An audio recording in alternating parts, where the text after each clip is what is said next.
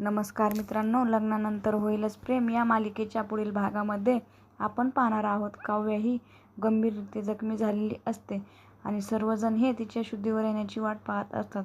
आणि आपण पाहतो नंदिनी ही काव्याच्या आठवणीमध्ये रमून गेलेली असते आणि ती अतिशय दुःखी मनाने जीवाच्या मांडीवर डोके ठेवून रडू लागते.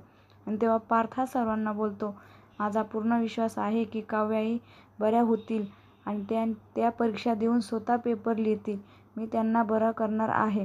त्यानंतर आपण पाहतो पार्थ देवाकडे जातो आणि गणपती बाप्पापुढे हात जोडून बोलतो, गणपती बाप्पा, आतापर्यंत मी तुझ्याकडे कधी माझ्यासाठी काही मागितले नाही. आज फक्त मी माझ्या काव्यासाठी तुझ्यासमोर आलो आहे. माझ्या काव्याला बरं कर, त्यांना नीट कर. मी काव्याशिवाय जगू शकत नाही. त्यानंतर आपण पाहतो पार्थ हा काव्याकडे जातो आणि काव्य ही बेशुद्ध अवस्थेमध्ये असते.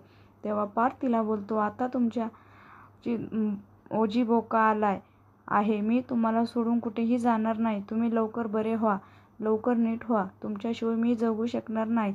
त्याच वेळेस काव्याचा हात हलतो आणि पार्थ तिचा हात पकडतो आणि डॉक्टरांना आवाज देतो, डॉक्टर लवकर या, काव्य ही शुद्धीवर आली आहे.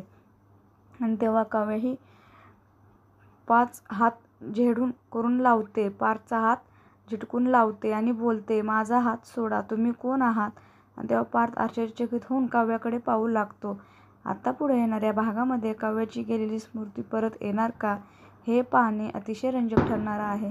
लग्नानंतर होईलच प्रेम या मालिकेचे सर्व अपडेट पाहण्यासाठी आमचे चॅनल लाईक करा, शेअर करा आणि सबस्क्राईब करायला विसरू नका. धन्यवाद.